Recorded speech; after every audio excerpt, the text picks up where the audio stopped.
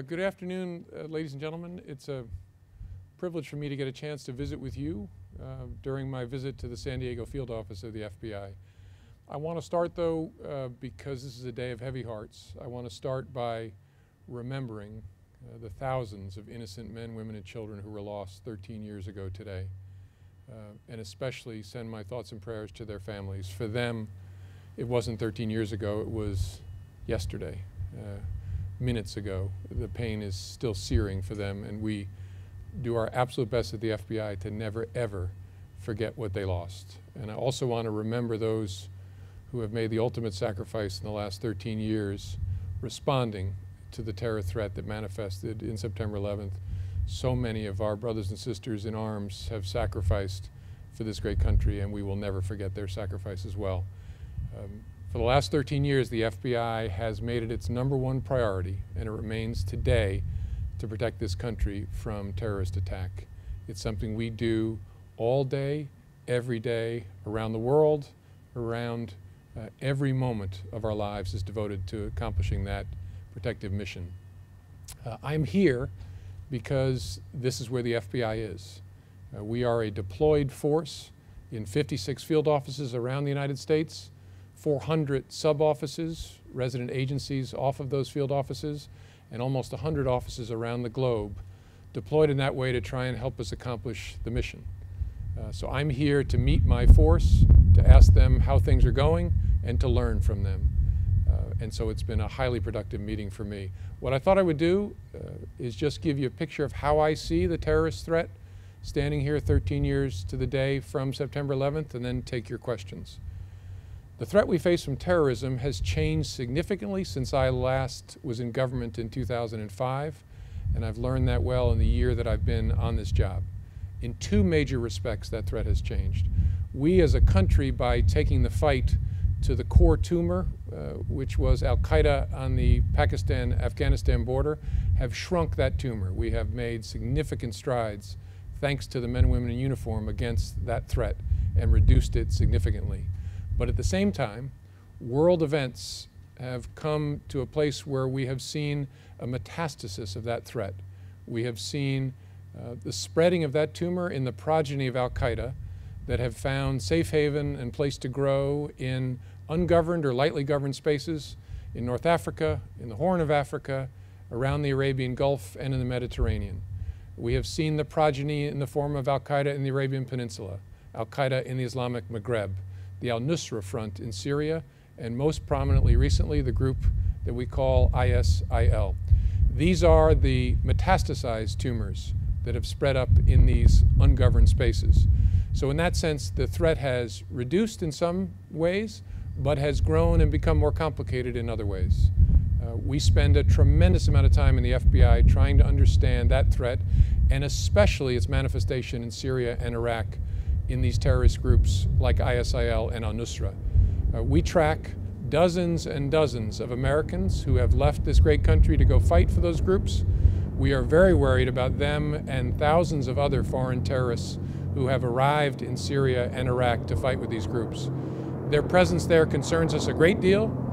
Their going there is very worrisome. The inevitable coming worries me just as much, maybe more. There will come a day when there will be a terrorist diaspora out of Syria and Iraq. We simply must be prepared for it, and it's something we spend every day worrying about. That's the first way in which the threat has changed in 10 years. The second way is the proliferation of the threat we call homegrown violent extremism. 10 years ago, it was not possible for someone to get all of the hateful, poisonous propaganda of al-Qaeda and its progeny and the training they needed in their pajamas in their basement. Today, that is possible thanks to the proliferation of material on the internet. Someone no longer needs to be directed by al-Qaeda or one of its progeny, but instead can be self-directed, inspired, and trained in a way that's very, very difficult for us to see. That is challenging because it's not a phenomenon that's centered in any particular place in the United States. It's wherever the internet is available to troubled souls who then convince themselves to engage in jihad here in the United States. So it is an everywhere thing for the FBI. Very challenging for us because of the small window of opportunity to spot somebody between that radicalization and that self-training and an act against innocence here in the United States. So those are the two respects in which I've seen the threat change a great deal. Again, this is a day in which hearts are heavy across our country, especially in the great organization I'm privileged to lead. And so I close again by remembering those who have sacrificed so much for this great country.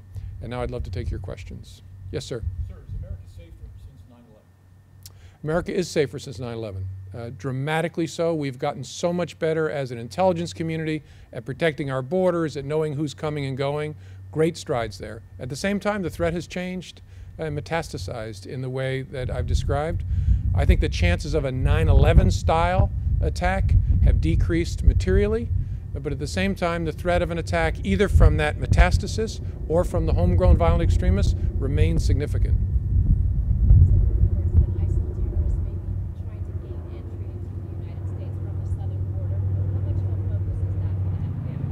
Yeah, we are focused, just I'll repeat for the rest of you, the question was about the threat from a group like ISIL across the southern border. Obviously, we worry about terrorists coming into this country through any port of entry, whether it's by air or ship or land border.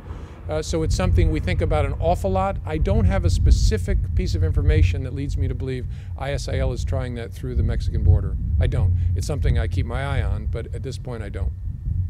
Last night the president said that right now, as far as officials know, there's no direct threat to America, but that ISIL has threatened America and its allies. How is the FBI involved in identifying those threats?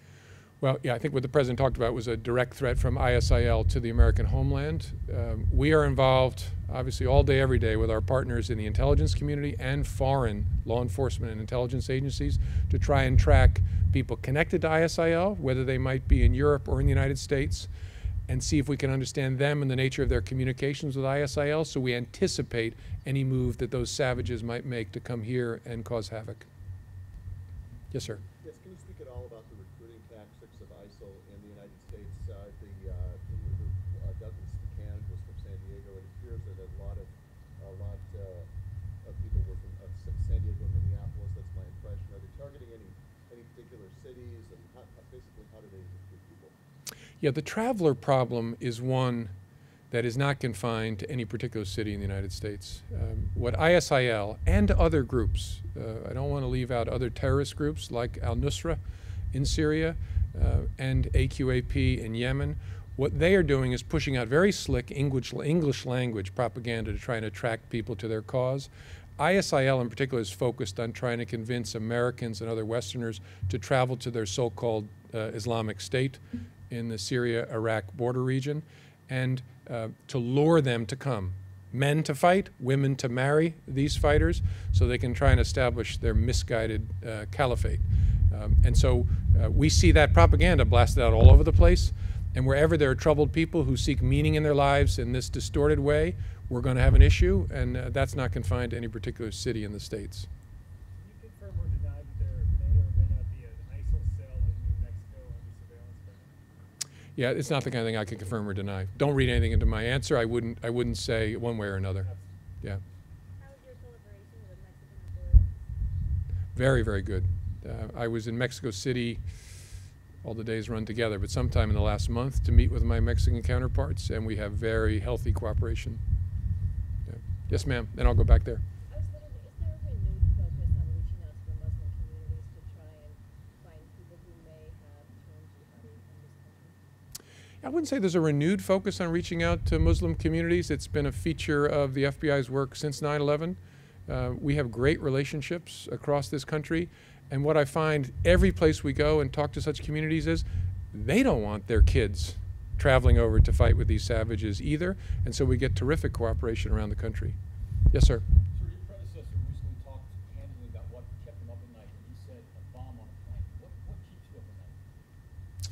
Yeah, I probably have more broad, depressing thoughts than Bob. I worry not only about bombs on planes, I worry about a lot of other bad things.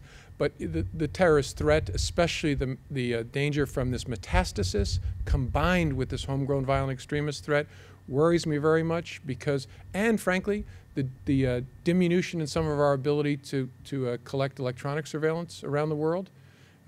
We're going dark in a lot of ways. I can't see the bad guys the way I might have been able to a few years ago. That worries me a great deal because my My time window has gotten shorter, especially with some of these homegrown violent extremists. And if I'm going dark in my ability to find them online, that worries me all the more.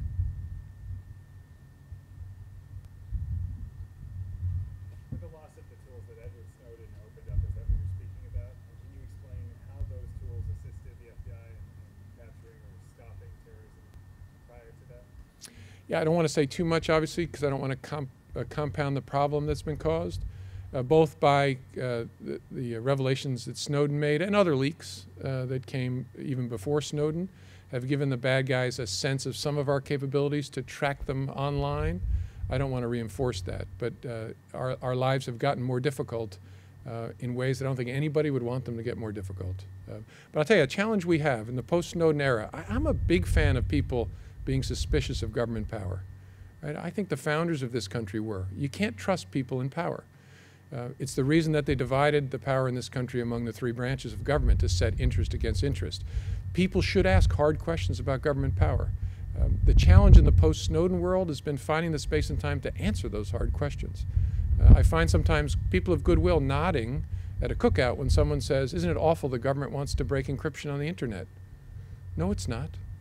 With lawful authority, based on a showing of probable cause, with authorization from a federal judge, I need to be able to do that, to find kidnapped children, to find terrorists, to do the work you'd want me to do. That just took me 60 seconds to say. Finding that space to give that answer is hard. I'm not going to give up because I like people asking questions. It's just I would ask people, demand the answers and listen to the answers, because the authorities I have, I'm pretty sure you want me to have, but we can discuss it. Yes, ma'am. You said that there wasn't a problem with people traveling to go fight for ISIL or other extremist groups. It wasn't confined to any particular city in the U.S. But are there cities in the U.S. that might be fertile ground for extremism? Well, I mean, cities in general, where there are large concentrations of people. But I'll tell you, the traveler problem, and I'm not going to give you an exact number, but I have in my head an exact number of the people we've tracked, doesn't know any particular demographic, any particular geographic, any particular age. Troubled people of all walks have been attracted to this idea that they'll find meaning in jihad, which is nuts, but it is something that attracts people from all different places. I have a map in my head right now, and I can see them from all over the United States. Different ages, different, as I said, men and women. Just had a young woman in Denver yesterday, pled guilty. I think she's 18 or 19 years old. She had it in her head that she was going to go marry an ISIL fighter. Luckily, we caught her. We tried desperately to talk her out of it. And finally, we had to lock her up because we couldn't talk her out of it. So again, I don't see a particular pattern, which is worrisome. When we were and still worry about al-Shabaab, the youth in Somalia, I could say they are trying to attract people from particular communities in the United States. A lot of young boys, young men from Minneapolis, some from Columbus, Ohio. And there we could talk to the good people in those communities and try and help them identify troubled kids. This is not a phenomenon that's confined like that.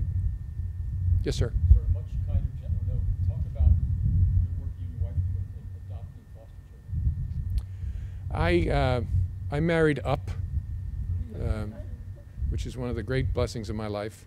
And so my wife, her passion is foster care and children in foster care. And so because I want to do what she tells me, I participate in that, and it's incredibly rewarding.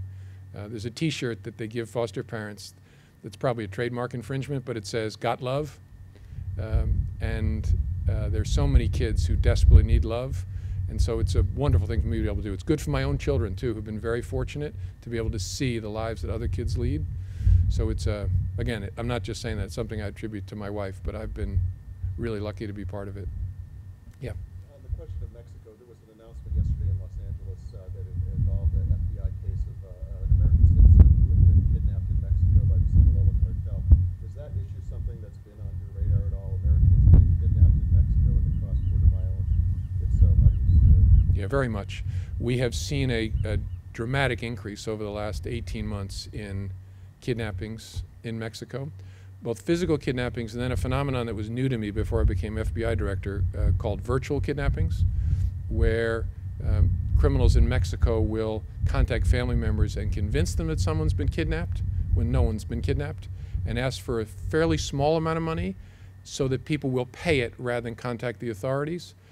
And so we're trying to get the word out that virtual kidnapping it's a scam being run that traumatizes a lot of families. So both the real kidnappings and the virtuals are on the uptick. You say a dramatic increase in the last 18 months. Is that of Americans kidnapped in Mexico, and do you have any numbers on that? I think the Mexican authorities are dealing with kidnappings of all kinds. I don't have a particular number, but we've seen a significant increase in Americans kidnapped, probably the last 2 years in Mexico. Yeah, what else? Any interest in the Ray Rice investigation? Your predecessor, Bob Moore, is involved in that. Yeah, it's nice to see Director Mueller land on his feet and get gainful employment, but I don't have any comment. I saw it on the news that Bob's going to be investigating that matter. But no interest from No, I mean, I know we never comment on whether we're involved in something, but it's extremely unlikely that we would get involved in such a thing. Can you talk about your involvement in the investigation with the Michael Brown shooting in Ferguson? Only to confirm that that's something that we've done. As you know, I had over 40 agents surging there, walking around, knocking on doors shortly after the shooting, wearing raid jackets. And I'll tell you, the good news is people talk to us, because they trust us, which I believe they should. So we've done a lot of work there. I can't tell you, because of the nature of the work, where it stands, but it's something we're taking very seriously. Being a free and open society, what is our soft underbelly? What is, to sort of answer that question again, are there any specific areas that you are most worried about in the United States? No, we're a free and open society. That's a wonderful, wonderful thing. And because of that, though, we can be safer. We can never be safe. I mean, no one can ever tell you there won't be an incident in the United States, especially given the homegrown violent extremist challenge we face. But we're also this wonderful, dynamic, international country. Americans travel all over the world back and forth. It's one of the things that makes it so hard for us to track people traveling to Syria. There are probably 1,000 ways to get to Syria from here. And lots of Americans are engaged in personal travel for business or pleasure travel that makes it difficult for us to sort out where those travelers are. I don't want my country to be any different than that. I love it that way, but it makes it challenging for us. And so we constantly strive to make this country safer while trying to have people understand there's no such thing as safe. Being a former prosecutor, do you think that pulling people's citizenship to go and fight for ISIS or ISIL would be a reasonable punishment? Yeah, I don't know. I hesitate. I don't think I have a good enough thought out view on revoking people's citizenship. Simpler for me is just to put them in jail. If I can lay hands on them, I want to lock them up to send a very strong message that this is something that the country's not going to tolerate. You're not going to go fight with these savages. And if we catch you before you go, you're going to get a long spirited jail. If we catch you after you go, you're going to get even more. But the citizenship question is one I don't think I have a view on. Can you talk a little more just about the homegrown extremists?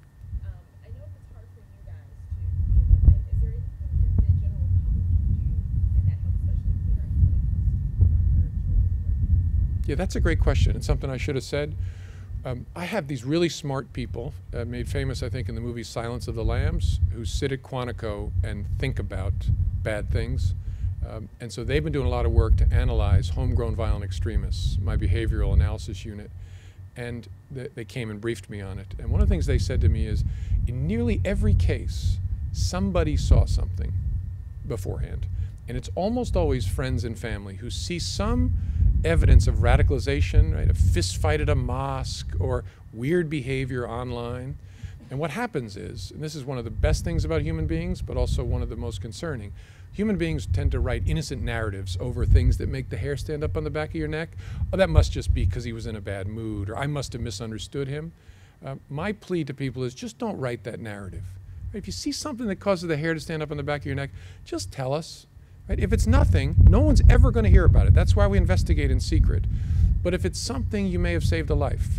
And when you look back through all of these cases, you can see somebody almost always noticed something that was only apparent to them, clearly in hindsight. But if they thought about it the way I'd like them to think about it, they might have said something to a police officer or to an FBI agent. We'll check it out. Maybe it's nothing. But please let us check it out.